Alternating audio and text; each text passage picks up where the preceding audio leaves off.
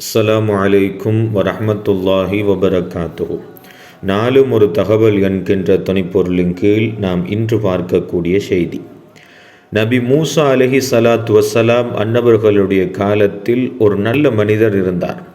அவர் ஒருமுறை மூசா அலைஹி ஸலாத்து வஸ்ஸலாம் அன்னவரிடத்தில் வந்து சொன்னார்கள், நாயகமே, நான் பல்லாண்டு காலமாக இறைவனிடத்தில் பல முறையில் துஆ செய்து கொண்டே இருக்கிறேன், பல விதமாக துஆ செய்து கொண்டே இருக்கிறேன், ஆனால் இறைவன் எனது துஆவை ஏற்றுக்கொள்ளவில்லை நாயகமே என்பதாக வந்து முறையிட்டார்களாம்.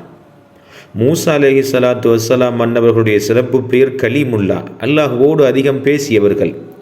அப்பொழுது அல்லாஹ்விடத்தில் கேட்டார்களாம், யா அல்லாஹ், இவர் ஒரு நல்ல மனிதர், சாலிஹான மனிதர், இவருடைய துஆவை நீ கபூல் செய்வாயாக என்பதாக இறைவனிடத்தில் சிபாரிசு செய்தார்களாம்.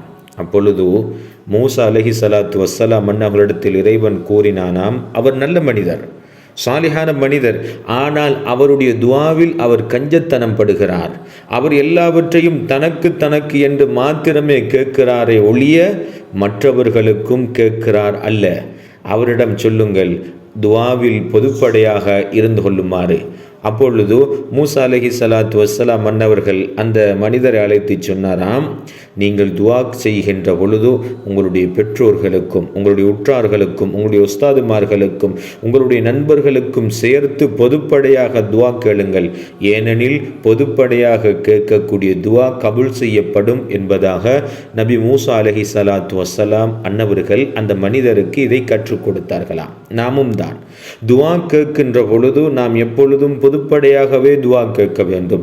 எமது பெற்றோர்களுக்கு, சகோதரர்களுக்கு, குடும்ப உறுப்பினர்களுக்கு, எமக்கு அறிவு ஞானங்களை படித்து தந்த ஆசிரியர்களுக்கு, எம் ஷேഖனா அன்னவர்களுக்கு என்று எமது துஆவில் பலரை சேர்த்து கொண்டு அவர்கள் மூலமாக, அவ்வாறு சேர்த்து கொள்வதன் மூலமாக அல்லாஹ் எம் அனைவருடைய துஆவையும் கபூல் செய்வான்.